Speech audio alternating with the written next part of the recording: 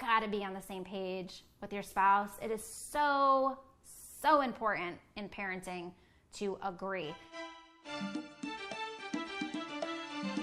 Hello. What's up, everybody? What's going on, guys? I want to just not do our intro today for some reason. I don't really Brandon. feel like it. This is Sam. I'm Sam. And our topic today And I'm a rebel. Is what? What's our topic today? Our topic is 7 powerful ways to get your children to listen more. 7. This is a meaty podcast right here. 7. Seven. Just 7. Okay. Just 7. 7 powerful ways to get your children to listen more. You know, I'm going to just tie this in a little bit to the Middleton Madness, because the Middleton Madness I think what inspired the Middleton Madness was just the madness with raising 2 kids, right? And our kids are 16 months apart, so they're very close in age. People will ask us, like, how old are your kids? And it's always like, there's not very long of a period of time where they sound like they're 2 years apart. So right now it's like 3 and 4, and people are like, wow, you guys have your hands busy. And we're always like, ha ha ha, yes we do. I think Irish twins is like really close to months. A year. Yeah. I heard someone say the other day their kid's age and they were 34 months apart, and she was like, yeah, Irish twins. I'm like, I don't think that's even close to Irish twins. Yes, a big old 3 years apart. They're like totally different people. Anyway, you know, we've shared before, we had a hell of a time with Max when he was a baby. He was like crazy. Well, you did more than I did, but he was a tough kid compared to Peyton, who was like easy peasy. So we had a lot of moments of like crazy Middleton Madness, and he continues to throw us curveballs all the time. Like one episode we shared, he swallowed a quarter and Brandon had to take him to the hospital. I mean, just crazy stuff. But, and yes, he has never swallowed anything. Oh no, he did. What else did he swallowed something since then too. I don't remember what it was. Well, Peyton choked on that candy. I mean, they throw us up tantrum stages. There's just some crazy stages. And the other day we were at the mall. He had a biting stage. Oh, he had a biting stage, which is like, who taught him that? Because we don't bite. Like, who teaches them that? We don't have pets that bite. We don't bite. I mean, they're just animals. They come out of the womb just animals. And then we've got to survival of the fittest, and it is who's going to survive, the child or the parent. So in order to survive, you really got to get creative as a parent, right? Mm-hmm. And the other day, we do a lot of creative things for the kids, but the other day, for example, we were at the mall. I feel like you're so far away from me. Well, come a little closer then, my sweets. Slide on down. Meet me in the middle. I love that song. Anyway, we were at the mall, and in order to kind of do what we need to do at the mall, we have a pattern, right? We've got to adult first. What do the adults need to get done at the mall? And what's the reward? We'll go to the playground at the mall, or, you know, in this case, it's right next to the Disney store. So Max is like, can we stop at the Disney store? And I'm like, you know what? We can. You had a great week at school. If you let us get done the errands we need to run, then we will go to the playground first, and then we will go to the Disney store last. So I just know all these events are going to end up going perfectly smooth. And they did. They were great. While we were there, instead of going to the Disney store with Peyton, we went to Claire's, because I walked by on purpose to show her, like, we don't even always need to go get a toy. Like, look at this, like the lights were shining down from the heavens, and she saw this store full of all these girly things and was like, doom, I'm in. Store full of plastic glitter sparkles. Well, I'll tell you, the first thing that was right in the front of the store, which I saw before we walked in, and kind of like was like, come over here, check out these really pretty books. And they're journals, right? So one side, I love these things, the sequins that reverse. I don't know if you've seen these things, but one side is a cone, and then like you do the thing down. She's got rainbow on the other side. She was in. She was so excited to do this journal. So it's just a new habit that I'm doing with her now, is writing in her journal. And I won't show you past this page because it's her secret thoughts. But we got a journal for her, a journal for myself that I'm actually using for my notes today that I am writing in to give to her. So it just kind of inspired this podcast today of like how to get your children to listen more, do more of the things that you want to do, behave better, whatever you want to call it. Because we have all these tips and tricks that we use like all the time on the kids. I said to get them to listen more, but really it's like just to get them to behave better. Like how to Just to be communicate better with your human kids. beings. To be How to better little communicate human with beings. these little humans. They're crazy little creatures, and they're very persuasive. And they're very convincing when they don't get away and their way, and they just want to scream, right? Like I see so many parents that are just like, I'm gonna roll. I'm gonna add to this that everything that we're about to share is also applies to adults because we also Yes, need these we from do. and that's what I love about being a dad is the constant struggle and growth that comes with that struggle of like, you're being selfish. Oh shit, I'm being selfish. You're not listening. Oh shit, I'm not listening. You're raising your voice. Oh, I'm raising my voice. So it's like an hour by hour reminder of how to be a better person. It is. Because I actually we wrote a have to- note. I said, remember, our attitude is their attitude. Mm-hmm. Yeah. We totally. I cut you off. I'm So really we got sorry. 7 nuggets. Let's jump right into them. Okay, let's jump in. Number 1, make it a game.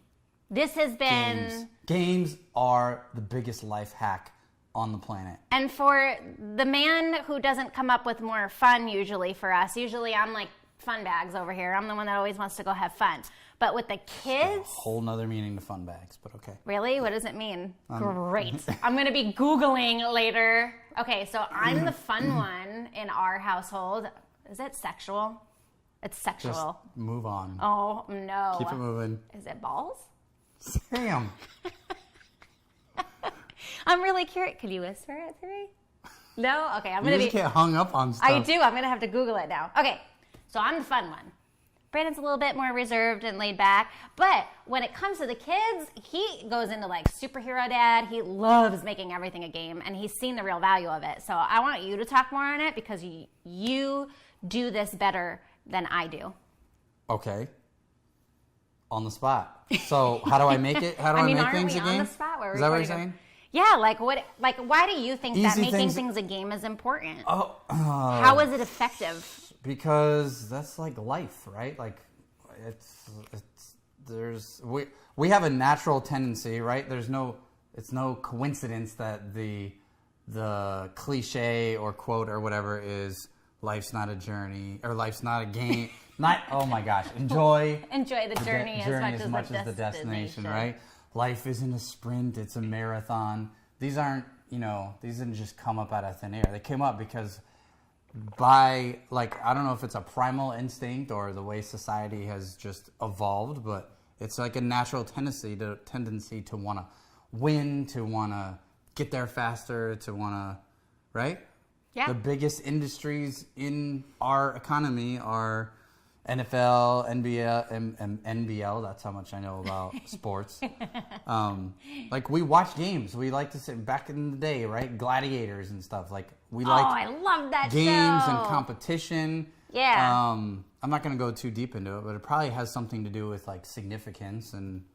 Well, let's think about it. They're children. Win. Children don't want to be bored sitting down I got to do my math. You have to make math fun in order for your kids to love math, right? Or at least get through it. Yeah, that'll be a challenge. Not with Peyton. See, Peyton loves it. Max even told me this morning, he's like, I don't like math. I don't want to go back to school. But the simple things. Picking up their clothes because they just want to get, changed in wherever they stand. They want Oh to my get gosh. changed. If I didn't have them help Cleaning me pick up up their the laundry, playroom it would literally just be all over the floor. They just they get undressed wherever they feel like it, just like you do. I mean, I think you created that habit. You better stop. That is all you. You'll come in the door, pants in the hallway, bra on the couch, and then you sit down and But I go and clean up after myself. Yeah, I don't get every single day. I don't get undressed until I'm in the bathroom ready for bed and look at put he's it all really right in the defensive hamper. on this one. Mm-hmm. You drop it all on the floor right by the hamper. I might leave my gadgets around, okay, but I don't leave my clothes around. Anyway, we leave stuff everywhere. So we realized that we were doing this and said we had to start creating better habits with the kids, right? So it's make it a game. Make it a game. So how can we do it? Race. We always do. Who can do this first? That's, I guess, the benefit of having 2 kids, unless you race them all the time. But it'd be all right, so our morning routine is there's some song that came out of school, I guess, or probably Daniel Tiger's. It's Daniel Tiger's Neighborhood. Get up, eat breakfast, brush teeth, put on clothes, go to school. And I'll purposely mess up the arrangement so that they are no, Daddy, it's get dressed first. And I'm like, oh, okay. Let's go get dressed then. First, and they're right? like, oh, okay. And like, you'll hear Max like singing the song. It's so cute. I love it. I also noticed that sometimes like, who's going to brush their teeth first doesn't necessarily work, right? They'll be like, nah, we don't want to brush our teeth today. So sometimes you have to switch things up. And I mean, I am all for laying it on thick. I'll be like, who's going to make mommy the happiest? I think whoever brushes their teeth first is going to make mommy the happiest today. And like, of course they both want to make their mom happy. So they'll be like, me, and they'll like run to do it. So we love making We use game. the Kindle Fires, right? We call them iPads, but the Kindle Fires are great too because they have timers on them. So they shut off at a specific time of day. So if they want bonus, we'll be like, all right, do this, and then you'll get bonus 5 more minutes. So we'll change the timer. And then dinner, right? Eat your dinner. They struggle with dinner. It's like they work all day, and I would think they have a huge appetite, and like they almost would rather skip dinner. But in order to get dessert, which is usually like a little half a scoop of frozen yogurt, they gotta eat their dinner. So that's the reward. And one last thing on games, there's when I couldn't reason with the children as much, my default was more to discipline than reward, right? And now that the kids are getting older and we can have a little more dialogue and they understand what I'm saying, I'm seeing way more cooperation from the reward. Like you can tell a dog to do what it's supposed to, and you can whip it and you can yell at it, and it will, out of fear. You're going to have PETA all over your butt. Out of fear, the dog will listen eventually, right?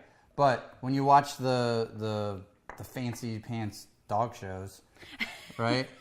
What are they doing? They're giving them treats all the time. They train them. They're constantly reward. So you're going to have a happier... That's number 7. Kid. Reward them. You're going to have a happier family environment if it's more reward and less punishment. So we already hit reward them, which is later, so I'm not going to hit that I'm again. done. See you later. That was my last one, was to reward them. And we may brush on it fast again, but probably not. I mean, you do want to reward your kids for the job that they're doing and the progress that they're making. But you also, number 2, is get them excited while teaching them a lesson or a routine or a habit. I don't mean get them excited like make it a game. I mean like there are lessons in life we need to teach our children, or routines that we need to instill in them for them to be like responsible, show them responsibility, show them how to care for others. And you know, it's hard to sit down with a 3-year-old and be like, this is why you need to be nice to Sally at school, right? So, but if you could get them... Squirrel, like, Max, look me in my eyes. I've got 3 seconds to make a point. Right. So, but if you get them excited about why they're doing these things, then they are more likely to be involved. So get them excited. Show them that you're excited for them, because your attitude is their attitude, right? They'll usually return the favor. That sounds so simple, but it really is like tonality, right? It's the way you say something, right? Your mom probably said it too. It's not what you say, it's how you say it, right? Is that how your mom That's sounded? how my mom would say it, yeah. My mom did not get a lot of these things, but she just overcompensated with love. But yeah, like if you can be like, go brush your teeth. It's like, ugh, right? Who's brushing their teeth first? I mean, both of my kids would be like, not me. Even though you're not really excited about teeth brushing, it's like instantly the mood starts off with momentum. Does that make sense? It sounds simple, but if you're in business or you're in like a sales position at work, you know the power of influence, right? Persuasion and influence is not just for the workplace. It is for the home place, probably more than any, because you got to sell your kids on doing something. You got to get them. You got to be excited, and it gets them excited, right? Can you smile? This is exciting. This is me smiling. Also, I'm thinking about what you were saying about your mom, and it flashed in my head real fast that we really have a responsibility as parents to right the wrongs that our parents did. And an example of that is with the teeth. You're talking about brushing the teeth. My parents,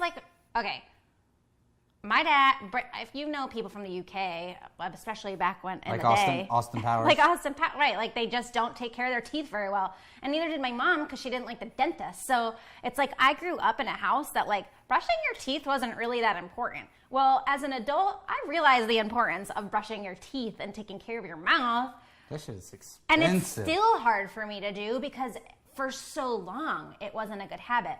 I want my kids to be excited about those things because when Peyton grows up and is a parent, or Max grows up and is a parent, I want them to be excited to show their kids that brushing their teeth is like a good thing. You don't want your grandkids to be all gum. No, only while they're infants or old, you know. Anyway, we also like to set goals. And this is huge, and it is never too young to train, show, teach, influence your kids on goal setting. We set goals all the time in our business. Brandon and I set goals all the time in our marriage, our life. And now we're doing it with the kids too because they're really at an age where they're grasping the concept of, you know what, honey, we're a little, like, this is a current example. The kids, we have not gone to Disney since April. That's really unusual for us. We've just had a super busy season. And during the summer, it's really, really hot and crowded. And raining a lot. And it's crowded because everybody's on school break. So I'm not really into going, but they really, really want to go. And I can see it. So we just have a few more weeks of super busy before a little bit of our calendar clears up. And that's our goal right now. Our goal is to continue working as a team. Helping each other out around the house, behaving in school and treating our friends with respect, listening when it's time to go to bed, just listening, period, right? And the reward is in a few weeks, we get to go to Disney. We get to go enjoy some playtime and some fun together before the kids start school again. And they are so stoked, so on board, and they know that that goal is coming. And when they start to fall off track, I just remind them of their goal, and they're like right back on it because we always have these goals that we're going to reach. So after Disney, we're going to have to come up with another one. But that's easy to do with kids because they're so simple, really, at the end of the day. 4, let them be involved in the process, but participate with them. Do you have an example? I have an example. The process of which? Goal setting, or just let them be in the process of, like, you know, the whole thing of making something a game and getting them excited. I think as parents, we can sometimes have a tendency to just demand, or I say you do, or I'm the parent, so you need to listen, or I don't care what you have to say, I'm the boss. Like, I don't say I'm the boss because I don't like that phrase, but you know, I'll be like, I'm your mom, so you have to listen to me because I'm your mom. Sometimes I get lazy and I have to remind myself that, you know, it's not all about me. Like they're at an age where they're discovering and they want to be involved. And my next one is be interested in what they have to say, and they kind of go together, right? Those two. Like, I want them to be involved. I want to hear what they have to say. They have these stories while they're learning and grasping these new concepts that they want to share. Oh, that reminds me of when I was at camp the other day, Mommy, and we did X, Y, and Z, and my friend said this, and then I did that, and that's why I'm a good boy. Like, Max will, like, go through these whole realizations through a process, and I'll say, right, so you understand why it's really important to treat your friends nicely at school, or treat us nicely at home, because then you get to do it everywhere, and everybody thinks you're a gentleman, you have more friends want to play with you, blah, blah, blah, right? So just, like, all those things. Well, one thing that I, obviously, with the journal that I loved with Peyton is, not only did I let her pick out the process, but I'm participating with her, right? We also picked out this beautiful sparkly journal for myself. Peyton picked it out. It's even got a pen in there. And the very first night I sat down to write with her, as she drew a picture, before we wrote for her for the day, she drew a picture while I wrote a journal entry for her. And so I'm going to save this book and keep it aside. I even have my podcast notes on here saying she inspired today's podcast, and I'm going to save this book for her. I'm going to give it to her someday. And I want her to remember and keep this as a memory, and then always have that tool now for herself of, you know, how to lead herself through life. These are just like life lessons, right? So it's just really cool.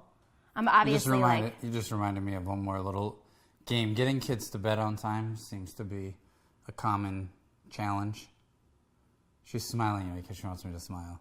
No. I can't talk like this all the time. I'm not smiling. I'm smiling at you because I'm wondering if you're going where I think you're going. You do not always know what I'm thinking, mister. I swear we share a brain. We do like 80% of the time. But yeah, another reward is, you were talking about journaling. I'm reading with Max. Stop it. Now I'm just messing with you. I'm reading with Max he and loves it. Peyton. For a little season, we did Spanish, and right now she's off of Spanish and now doing something with the Mom, journal. which is cool. Yeah. But the rule is, if the clock says their bedtime is 8 o'clock, right? So then they get a little bit of grace. It's really like 8:30 now. The latest, yeah. Right. But if we don't start the process at like 7:50 something, it doesn't happen. So a really easy, he likes me to read to him as opposed to just going to bed. And so I have a little, like, I remind him, hey, if the clock says 7 whatever and you want to read, I'm going to say yes. And if he's like, if he waits, or he'll be like, no, I just want extra iPad time, I'll be like, all right, but that's going to put it after 8 o'clock, and then no book stories, he calls it, no book stories. No book stories. So it's super, you know how we talk all the time. Our marriage is super important, and that extra like hour or two that we have before bed is super important. It's sacred. Getting them to bed on time is... We'll need to do a whole podcast. It's really on never that. been a struggle for us. The biggest struggle would be like, oh, they went to bed at like 8:45 instead of... No, right. But if they start to interrupt our routine at the end of the day as much, it throws me off my game completely. I'll be like, I'm too tired to do anything now. I just kind of want to veg out the TV for a minute and go to bed. Like, it does have a negative effect on everything. And then we're in bed at 11 instead of 10, and then we're awake. Ooh, that's the real estate phone. You're going to go get it? It's the bat phone. Yeah. Oh, my gosh. Okay, so he's going to go get a lead, and I'm going to keep going. Number 6, I have utilize their strengths, which was a whole thing that I think I was going to take on anyway. So this is good. Oh my gosh, I can't believe it's all me by myself. I feel so nervous all of a sudden. Okay. I left you all alone. Are you coming back already? I think I was a phantom call. No way. The phone didn't ring. Okay. Anyway, it didn't? No. You heard it too, right? I did.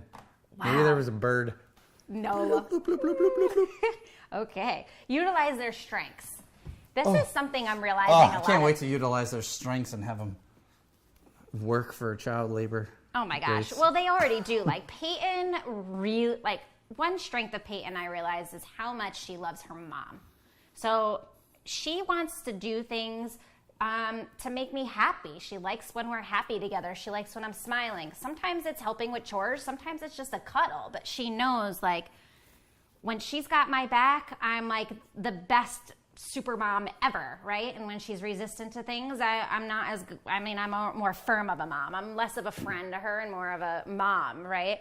But she likes this more friend mom role. She likes that relationship with me. So I noticed that she's really a mom pleaser, but Max is not. He's really like a sister pleaser. He loves his sister. He respects everything Peyton says, and he really trusts her. Like, they have this crazy cool bond like Brandon and I have, but not as like a husband and wife, like a brother and sister. So, right. And I think that in turn, as they grow up, like, we're always telling them, like, sometimes they don't want to play together at camp or whatever. And we're like, you're going to grow up and you're always going to be best friends. You're always going to have each other's back. And like, we're just like telling them as much as possible now. Speaking of influence. Yeah. Because when they're older, like. You're not my best friend.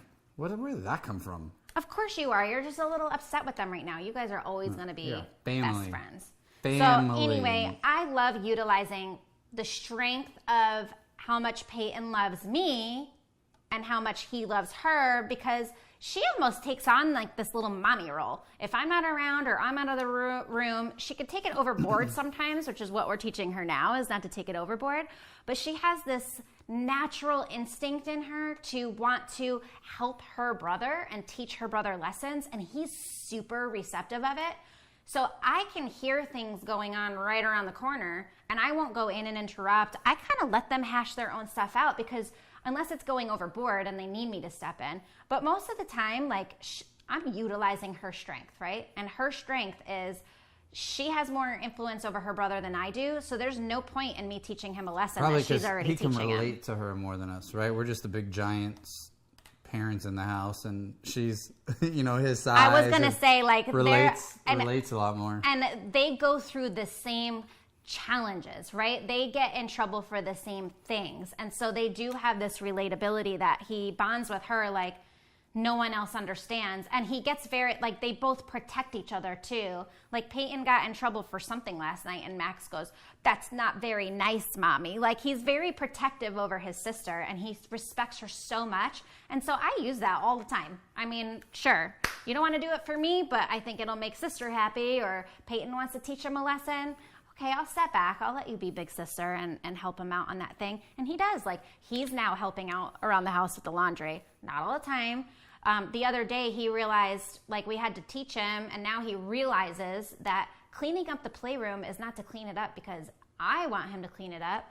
Cleaning up the playroom is helping his sister because she's going to have to go clean up the whole thing by herself. Like, the other day, she just started crying because nobody was helping her clean up the playroom. I felt terrible, but I had to let this, like, lesson follow through. Too many toys. Too many toys. Time to get rid of some toys. And so, like, I have them do it. They're 4 and 3 years old. I do not need to clean up their playroom for them every day, right? So, but she went in and she got so frustrated, she started crying. And Max said, "Mommy, she's sad because you're making her clean the playroom." And I bent down and I got to his level, which is really important. And I said, "No, baby, she's sad because you're not helping her and she has to do it all by herself. She's going to clean up the playroom whether I have her, like, I tell her to do it or not, because these are her toys and she wants to keep them. But she's actually sad because you're not helping and she has to do it alone." And his whole face and demeanor went from, like, "I'm going to tell you, Mom," to, like, "Oh, Sissy needs me." And he's like, "Well, I mean, I could go help her just a little bit." And I was like, "I think that would be really sweet and would probably help her stop crying." And he was like, "Can I go?" And I was like, "Yeah, yes." And, like, "Is this gonna work?" I got my fingers crossed, and sure enough, he ran in and he said, "I'm sorry, Peyton," and gave her a big hug, and they cleaned the playroom together, and they did such a good job. So it's like, utilize their strengths. I know that was a long-winded story, but it works so great to do it. I love it. No input. And then the last one we had was reward them, and we already brushed on that, but we are not opposed to bribing at all in this house. He said earlier, "Eat your dinner, you'll get dessert." That's, like, such a common thing in a household, but it goes so much more deeper. You can really do it for just about any goal you set. But the big key with the reward that we didn't mention before is the follow through. If they don't do what we set a goal for, we do not give them that reward, and we will explain to them why they did not get it. And most of the time, we'll give them another opportunity a couple days down the line or a week. Like, this is stretching to, like, a week now. Even if it's painful for us, like, we got to take away the iPad for a day or for a few days. That sucks because that's an easy way for us to be like, "Cool, it's quiet time." Like, there's nap time and then there's iPad time, and those are, like, opportunities for the house to just get quiet or us to have a conversation without getting interrupted. But if we don't stick to it, then we're going to create little hellions. And it's a follow through on the positive side too, right? Like, when they're doing something good, like, I want them to feel accomplished and I want them to feel good about it so that they're excited about the next goal. And we've just even for Max at 3, it's easy for him right now. He just wants to, like, play. He just wants to go pick out another toy, and we're like, "Another toy." But if this is what works for him for now, this is what we're going to continue to do. But here's the warning. When goals or rewards turn into expectations or entitlement, we drop the hammer. Oh, yeah. We have to drop. Just because we're going to the Disney store, I didn't say we're buying anything. You want to go in and look? We can go in and look. Oh, no. Or no, we buy him something little. We'll give, like, a budget. When I've taken them to the playground and they're like, "Oh, playground means Disney store." Oh, no. It does not. Or if they're like, I ate my dinner. It's dessert. I want dessert. When they start getting, or Friday, we do donut Fridays. We actually haven't done it in the last week or two. They haven't been asking, so I haven't been taking them. But there was a little time where they're like, "Little fried." "No, it's donut Friday. I want donuts." Like, you don't get it every Friday just because it's Friday. Yeah. Like, you have to be good at school all week, remember? We'll try again next week. And I want to throw in a bonus real fast. Bonus number 8, one that I didn't write down and totally should have. Then we'll wrap it up? Yes. Sweet. This whole process does not work. I'm going to repeat that. This whole process does not work. I know what she's going to say. If we are not on the same page. Unified front. Yes. And that is not always easy to do. We do not always agree on the Let's way talk we about should that, parent. because everybody knows what they need to do, but then to actually do it is the hard part. So how do we catch ourselves when we're in the heat of someone's not doing what they're supposed to do, or I came in to the second half of a conversation and I'm about to say yes to something you said no to? Yeah. So what do we do? What do we do to make sure that we are a unified front? So I think there's three main things that we do. One is, let me write them down just in case you go off on one of these. Talk for a second.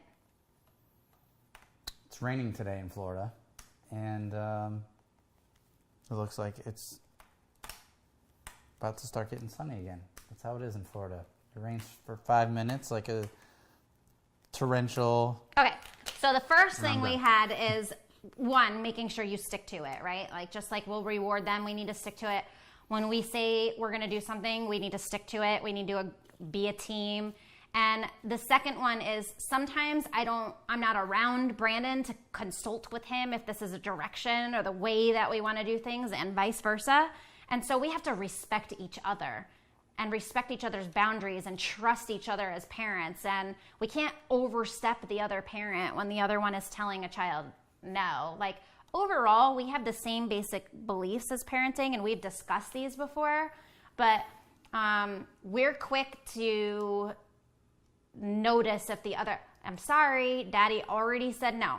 I probably would have let you do it, but he said no and I need to stick to it. So they constantly see that they're not going to get past Brandon by coming to me, or getting past me by going to Brandon. And one thing that we've had to get really good at is just saying, like, what did your mom say? What did your dad say? And so they constantly see that Brandon and I are on the same team, which is probably why they gang up against us sometimes, because they're like, we're on the same team, right? But overall, like, we just do that. And another thing is, sometimes it does come up where we are not agreeing on something in front of them. Like, we don't like the way that the other parent is talking to them or disciplining them in that moment. And we can just accidentally say something in front of the kids. And so we'll remind ourselves, like, we could talk about this later, but this isn't the right place to discuss this right now. And we will drop it, right? Because what we don't want is a tense conversation in front of the children and them seeing that we're not agreeing on something. I'm fine with them seeing us working through something, and if it's not really intense, we'll work it out right in front of them. I want them to see us not always happy. Like, we do have challenges and obstacles we have to get through. I don't want them to have some filter on their life that everything's all perfect. But what I am saying is, if it's something that you think is going to start to turn into something a little more, just drop it and, like, talk about it later. That was something a long time ago when one person would overstep the other person, and it would be like, but I'm the mom, or I'm the dad. I get to have a say too. And I was like, I think it was more like you saying something one time, but we already had a routine, or I'd already said something. So it was just a miscommunication, where when we met up later to talk about it, it was like, this was just a miscommunication. I had already told them no, or whatever. Like, I know this has happened. I can't actually think of an example, but I know this has happened in the past, right? Where you felt like, oh, you're always around the kids, and so you're the mom, and you don't get to just say what goes on all the time. I have a say. And I was like, no, it's not like that at all. I just already told them no, so I just want you to have my back on it. If we want to change the way that we do that in the future, let's just talk about it and change it, right? Because it can be a power struggle for a husband and a wife, right? A little bit. It could turn into that, and like, just take a deep breath and walk away, because a lot of the times the situation isn't even what it is. Like, I could easily, like, there's days that the kids are all over Brandon. He just, like, took him to the trampoline park, and I could be like, I could get all, like, up in my head about, like, oh, I love you more, but that's really not the case. Like, he just took them out for a lot of fun, and if I just got my butt up and went and did something fun with them, they'd be all over me instead of him, or all over both of us at the same time. So just having that unity as a husband and wife. Marriage first and then kids. It is marriage first and then kids. That, remember back in the day, like we used to say that before kids, and people would be like, no, it's not really like that. We are still like that. We've always been like that. We said that before we had kids. If you didn't say that before kids, I challenge you to start to adapt that mindset. It is you and your husband first, then it is your children. And it is very close. We totally understand. Children rely on us. They need us. We're not always like the immediate, obvious-looking priority when your 3-year-old needs you to go wipe his butt because he's sitting on the toilet after he pooped, no matter what kind of important conversation we're in. But we can pause for 2 seconds, go help them, and then lead them into coloring or something to finish our conversation. So anyway, I'm going off on like a crazy tangent, but the number 8 little bonus section is definitely, you got to be on the same page with your spouse. It is so important in parenting to agree. And I would have to say maybe we should just bring somebody on to talk about this part, specifically in divorce situations or blended family situations, because that's 2 different families coming together, or 2 different family, like it's the same kids that have to live in 2 different households with 2 different set of rules. And I've seen how crazy and nasty that can get between parents. They've divorced and they basically go, you have no power over me anymore. I get to do whatever I want with my kids. And you still have to be a team for your child. Well, unless you value being a parent more than your relationship with your spouse, which is just backwards. But yeah, which is why I'd love to get insight on it, because it's not an area. Wow, I sound like I'm from New York. It's not an area that we're well versed in, right? Like everything we do is as a team. But who's out there that can give some insight on that, or wants to come on the podcast and share some of that stuff? Because I think that's important too, to talk about people that are maybe on their second marriage, or are looking for the next love of their life, and they're going to want to know how do I figure this out the next time around so I don't make the same mistakes as the first. So that's that. I talked so much. I think I had way too much caffeine this morning. I so apologize. I mean, it was good info, but holy cow, I'm on a roll. Good, babe. I need to go get into something else. I got a lot of motivation right now. This is crazy. Let's go. Cool. I've got all these journals here with my child too. Do you want to take us out? Do you want to ask anything of our viewers and listeners? I just did. I said if anybody is around that has a little bit more insight on how to parent in a divorce situation, or in a blended family, they're remarrying or have remarried, and they have advice, tips that they can drop in the comments and keep the conversation going online. Because last week was awesome with sex, so let's not stop at the parenting, because I know you guys have been there when you are thinking like, where is that Magnum bottle of wine, or those crazy days, and like, what is it that gets you through those days besides just picking up a bottle of wine? Right. All right, guys, that's what we got for you this week. Please remember to actually do the stuff that we talk about. Practice it in your life. Take it as a challenge.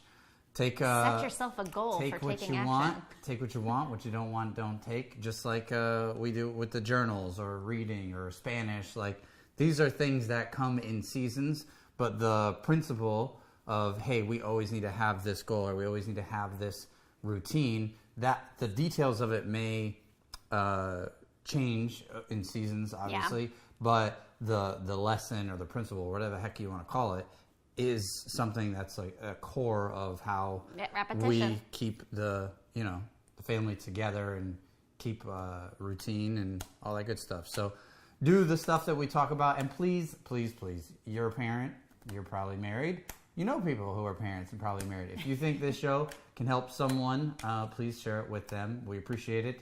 And follow us on Instagram at Brandon and Sam, and visit us on iTunes. Give us a review. We would appreciate it. That's it. We'll see you next week for another episode of the podcast. Later, guys.